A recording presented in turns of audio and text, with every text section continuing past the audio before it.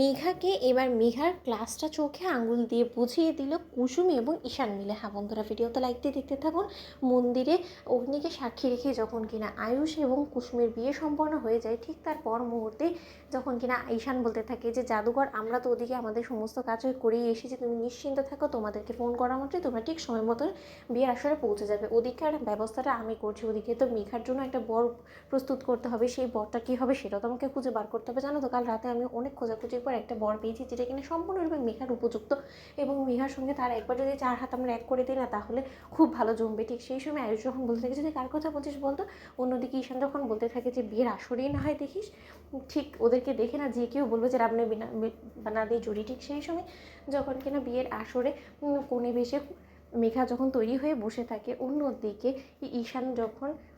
Security গার্ডের কাছে গিয়ে বলতে থাকে যে তরিতা তুমি আমাকে একটা কাজ করে দিবে, বলো তো তুমি আমাকে বলো, প্রমিস করো যে তুমি আমার সেই কথাটা রাখবে। ঠিক সেই সময় তরিতা বলতে থাকে যে না ঈশান বাবা, তোমার কোনো কথার উপর আমি কথা দিতে পারবো না, কারণ তোমাকে দিয়ে বিশ্বাস নেই বাবা, তুমি কখন কী করতে বলো, তখন যদি আমি ফেসে যাই মাঝখান দিয়ে আমার চাকরিটা যাবে এবং ম্যাডাম তো আমাকে ছুঁড়ে ফেলে দিবে, তখন আমি আমার পরিবার লোকেদেরকে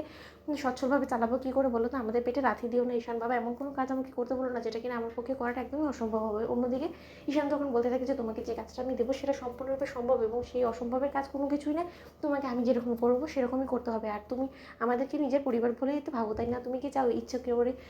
আয়ুষ মানে তোমাদের আয়ুষ বাবা মানে তোমাদের বড় বাবার কোনো রকম কোনো জীবনে ক্ষতি হোক? তাহলে তুমি যদি ভাইদার ভালো চাও তাহলে তোমাকে আজকে ভাইদার মুখের দিকে তাকিয়ে হলো এই রিস্কটা নিতে হবে। অন্যদিকে তরির হাতে যখন কিনা ঈশান ধুতি পাঞ্জাবিটা ধরিয়ে দেয়, ঠিক সেই মুহূর্তে তরিদা বলতে থাকে যে কী ব্যাপার ঈশান বাবা, তুমি আমার হাতে এগুলো ধরিয়ে দিলে কেন বলো তো? অন্যদিকে ঈশান বলতে থাকে যে চট জলদি কথা না বাড়িয়ে তোমাকে এখন এগুলো পরেই তৈরি হয়ে তোমাকে ছাদনাতলায় যেতে হবে, তাও তোমার যাতে কেউ চেহারা না দেখতে পারে সেই ব্যবস্থা আমি করে দেবো। অন্যদিকে যখন কিনা এক পর্যায়ে ঈশানের কথা শুনে তরিদা বাধ্য হয় সেই ধুতি পাঞ্জাবি পরতে, ঠিক সেই সময় পুরোহিত মশাই ইন্দ্রাণী গাঙ্গুলিকে তাড়া দিয়ে বলতে থাকে যে এবার তো লগ্ন প্রায় পেরিয়ে যাচ্ছে, এবার তো কনে এবং বরকে আনার ব্যবস্থা করুন, আর কতক্ষণ অপেক্ষা করবো বলুন তো? অন্যদিকে ইন্দ্রাণী গাঙ্গুলি যখন বলতে থাকে ঈশান আর কতক্ষণ লাগবে আয়ুষের রেডি হতে, বলো তো জলদি আয়ুষকে ছাদনাতলা আসতে বলো, তারপর তো কনেকেও আনতে হবে তাই না? অন্যদিকে মেঘাকে